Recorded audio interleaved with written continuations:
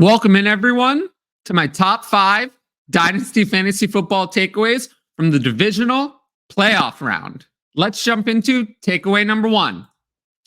Deebo Samuel and really the health of the 49ers are absolutely critical to Brock Purdy's success. So in this game, Deebo left early after having 2 catches for 24 yards on 2 targets. He dealt with injuries, 14% snap share in this game. And because of that, Brock Purdy struggled. He went 23 of 39 for 252 yards, a touchdown, just 59% completion, and 6.5 yards per attempt. Now, it's important to note that the 49ers had absolute health on offense this year. They rested their starters in Week 18 after clinching a bye. In the other 16 games, Deebo Samuel missed 2, and Brandon Ayuk missed 1. CMC, George Kittle, and Brock Purdy played all 16. So of a possible 80 appearances, their core 5 made 77 of those. That's insane. That's really good health. Now, because of all of that, Purdy had a great year. Amazing season. 69.4% completion, 31 touchdowns to 11 interceptions, and 9.6 yards per attempt, which is ridiculous. However, no quarterback would put up those numbers if they weren't great. But I think we see that Brock Purdy is a solid quarterback being boosted to elite fantasy numbers, real life numbers, by an awesome scheme and great weapons, not the other way around. Schemes and weapons change faster than talent. We kind of saw that this week. So for Dynasty, I have Brock Purdy quarterback 13, not with the elite guys, but I still have him in the second round of Superflex startups, 19th overall. Just important to note what he really is and how vulnerable he is to a couple of injuries. Now, next takeaway. And this one hurts me, but I feel like Zay Flowers could end up being what could have been fantasy wide receiver. The Ravens destroyed the Texans this week, 34-10. It's impossible to say that the offense isn't working, but Lamar Jackson is still not passing more. He had 152 passing yards. He did have 2 passing touchdowns, but just 152 yards. It's not a lot. 22 passing attempts. But he had 11 carries, 100 yards, and 2 touchdowns rushing. And then we kind of got to Zay Flowers.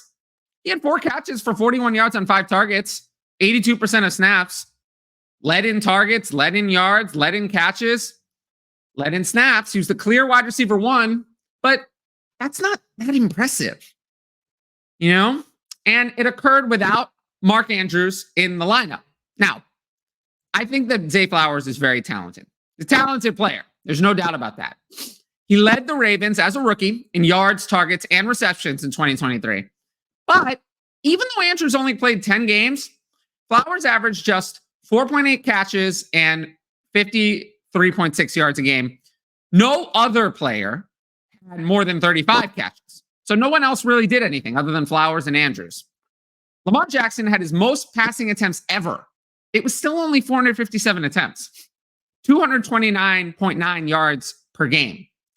If Mark Andrews returns to full health, and he almost played this week, so he's certainly going to be healthy next year, and the Ravens bring in someone superior to Rashad Bateman, and I saw them having Troy Franklin as the 32nd overall pick in the last mock that I saw. I'm worried that Flowers might never get there, that it's just what could have been, what might have been. Oh, if he'd been on a different team, you know? I have him Dynasty wide receiver 21, despite the youth. I know a lot of people have him higher. I just don't see any upside. Is Zay Flowers ever going to be a top 10 Dynasty wide receiver? You know, Lamar Jackson's under a massive long-term contract. Zay Flowers just finished the first year of his rookie deal. He's not going anywhere. So I have some serious concerns here. And I think he's overrated for Dynasty. Now, next one. Packers receiving core. It's a total mess for fantasy football. And boy, was it ever. I didn't even write out all the stat lines because there were 7 players with stat lines. Romeo Doubs led the way, 81% of snaps, 6 targets, caught 4 of them for 83 yards. No one else did much of anything. But Jaden Reed probably looked like their second weapon. Tucker Kraft got a touchdown, but he only had 9 yards and 6 targets. It's very strange. He was very inefficient.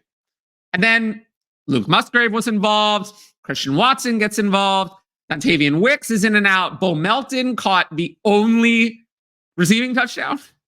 So for a receiver. So yeah, it feels like they have 7 NFL receiving options, but only 4 can play at a time because you play a running back. So 7 for 4 spots.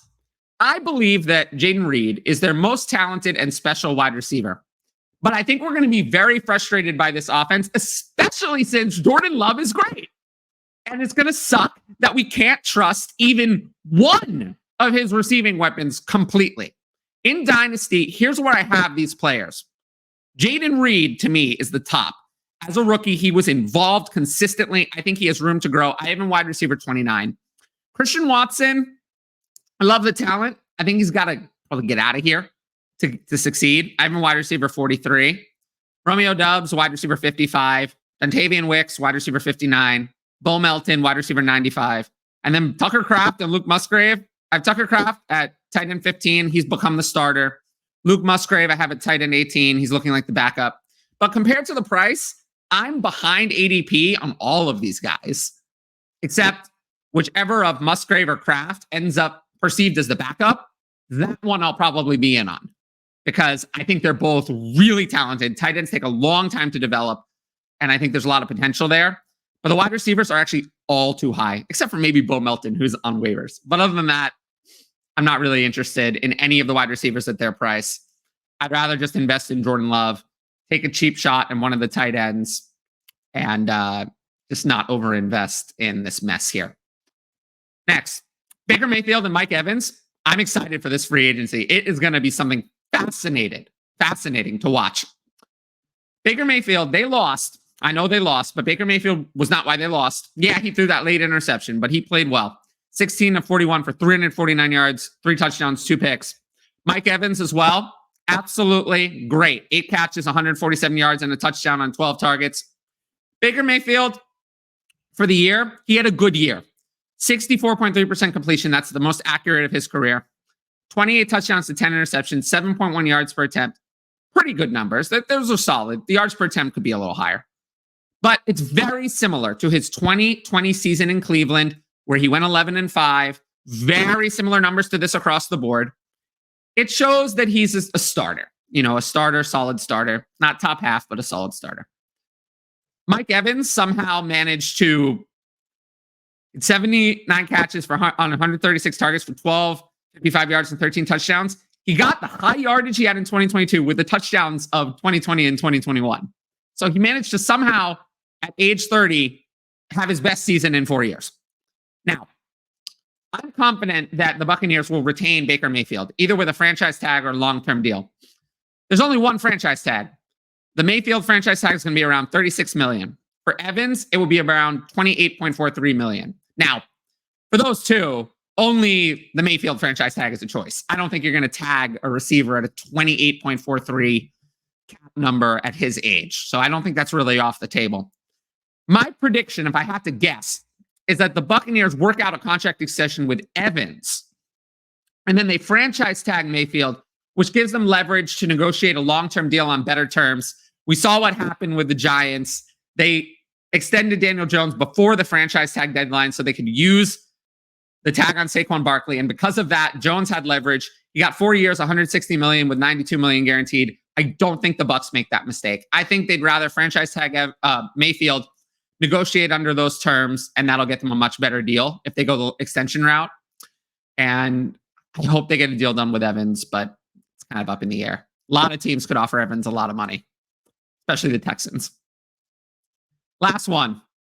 Isiah Pacheco is off my list of running backs that could be replaced in 2024. Now, what that means is that he's going to be the starter.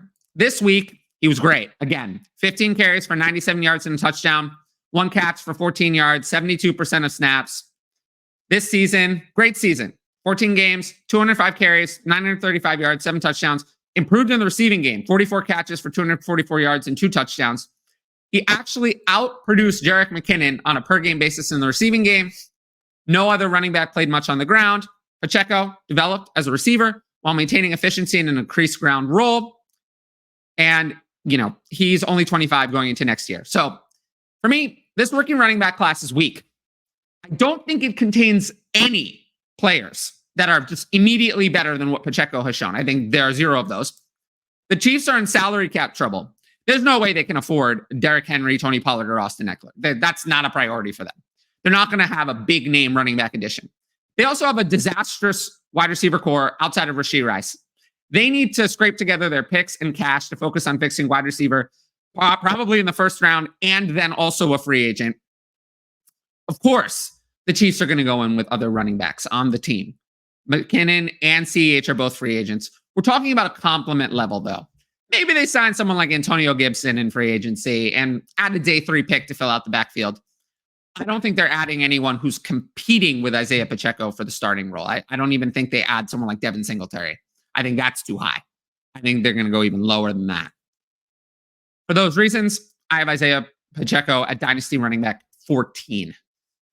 It's, I'm not sure he's going to get the work he's seen with McKinnon out, but I think he's going to be a trustable running back that you can use next year. Now, if you like this video, make sure to like, leave a comment, and subscribe to the channel. And of course, sign up for the Patreon, patreon.com/fantasyadvice. You can ask questions in advance.